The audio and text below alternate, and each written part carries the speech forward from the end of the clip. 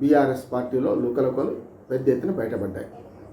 నిన్న నుంచి మనం అనుభవిస్తున్న సస్పెన్స్కు తెరలేపుతూ ఆల్మోస్ట్ ఆల్ 28 గంటలు సాయంత్రం నిన్న 3-4 గంటల మధ్యన లేఖ కవిత డాడీ అంటూ కేసీఆర్ రాసిన లేఖ బయటపడితే సుమారు ఈ 24 గంటలు దాటి ఒక 26-27 గంటలు దంచి పెద్ద ఎత్తున కొనసాగింది. ఇవాళ విమానాశ్రయంలో అమెరికా నుంచి వచ్చి విమానాశ్రయంలో వెంటనే ప్రెస్ మీట్ పెట్టేదాకా కూడా ఆ లేఖ ఎవరు రాశారు అనే సస్పెన్స్ మాత్రం అట్లాగే మిగిలిపోయింది.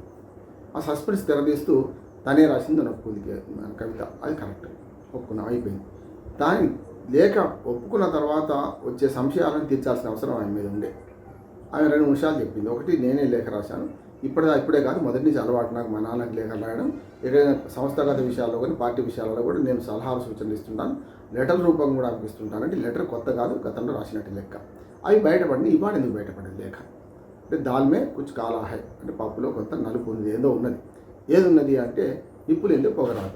పార్టీలో అంతర్గత కలహాలు జరుగుతున్నాయి.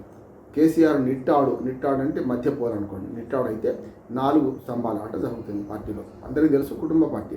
అసలు ప్రపంచం దేశంలో ఉన్న అన్ని ప్రాంతీయ పార్టీలు కుటుంబ పార్టీలే ప్రైవేట్ ఆస్తులుగా మారిపోయింది.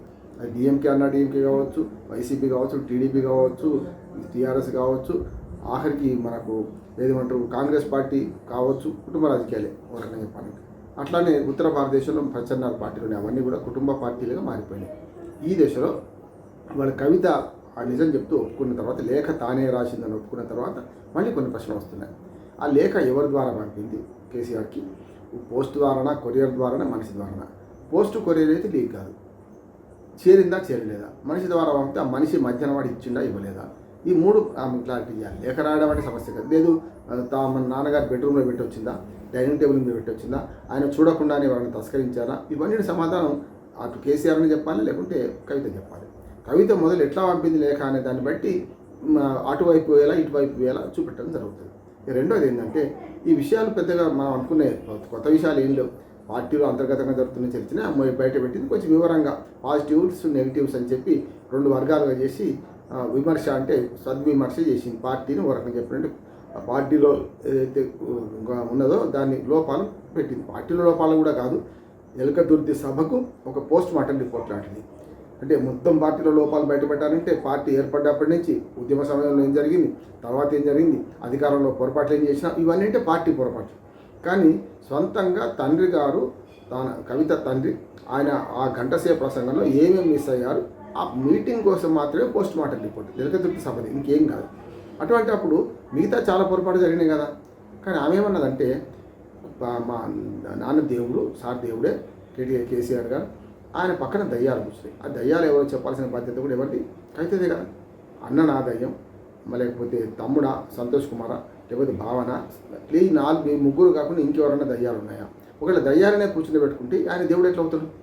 కేసీఆర్ గారు దేవుడు అంటూ పక్కన దయ్యాలు ఉన్నాయంటే ఆ దయ్యాలను మాటలు నమ్మే కేసీఆర్ గారు దేవుడు కాదు కదా. సొంత బిడ్డనే ఉత్తరాలు రాసేపడి దైన్య స్థితికి దిగజారిస్తే మరి తండ్రి దేవుడు ఎట్లా అవుతారు?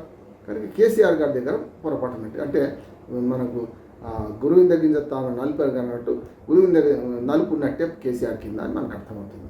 రెండోది, కేసీఆర్ ఇప్పటిదాకా స్పందించారు 24 గంటలు. ఆమె స్పందించడానికి కూడా చాలా అవకాశాలు ఉండే. ఒరిజినల్గా ఆమె డైరెక్ట్ ఫ్లైట్లో వచ్చిందా, అమెరికా నుంచి మధ్యాహ్నం దిగొచ్చిందా, ఏదైనా సరే కొంత టైం అయితే దొరుకుతుంది కదా. అంతేందుకు ఎయిర్పోర్ట్లో దిగిన తర్వాత 40 నిమిషాలు ఆలస్యమైంది. ఆ ఫ్లైట్లో వచ్చిన చాలామంది బయటకు వెళ్ళిపోయారు. అట్లా చూసినా టైం తీసుకునేది అంటున్నాను.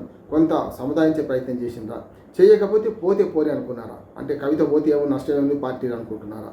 కేసీఆర్ దేవుడు అంటూనే దేవుడి మీద కొన్ని అభాండాలు వేసినట్టు లెక్క. దయ్యాలను కూర్చోబెట్టుకుంటున్నారు, కోటరీని నమ్ముతున్నాడని.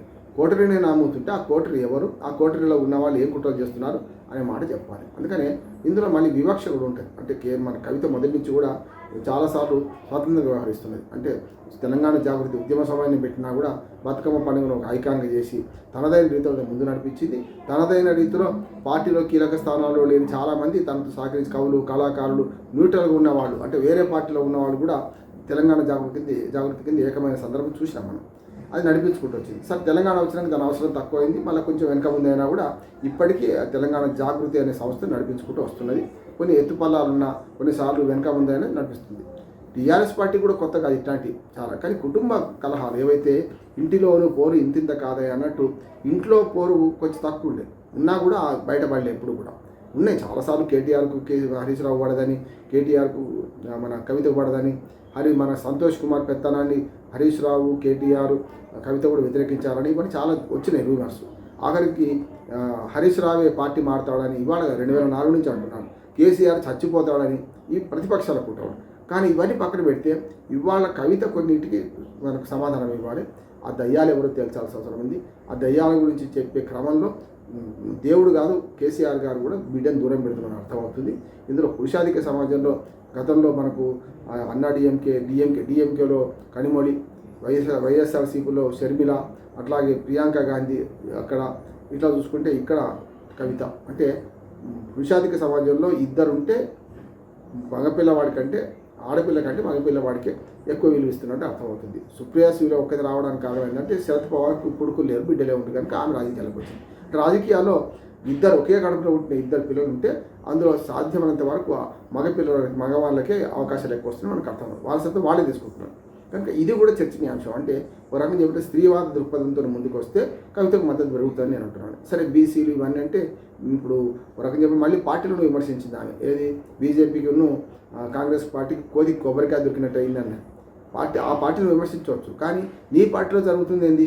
నీ తండ్రే తప్పు చేస్తున్నాను నువ్వు అంటూ దయ్యాలు కూర్చున్నాయి అని పక్కన అంటుంటే నీ పార్టీ నడిచేది ఎట్లా అనే సమస్య వస్తుంది కదా. అధికారంలో లేనప్పుడే ఇట్లా ఉంటే ఇన్ని లుక్కలు ఉంటే అధికారంలోకి వచ్చినా ఇంకెన్ని ఉంటాయి? 2 సార్లు అధికారం అనుభవించిన పార్టీలో ఒక్కసారి అధికారం పోతేనే ఇంత బయటపడుతున్నాయంటే మరి దీనికి కారణం ఎవరు? మీ తండ్రి కాదా?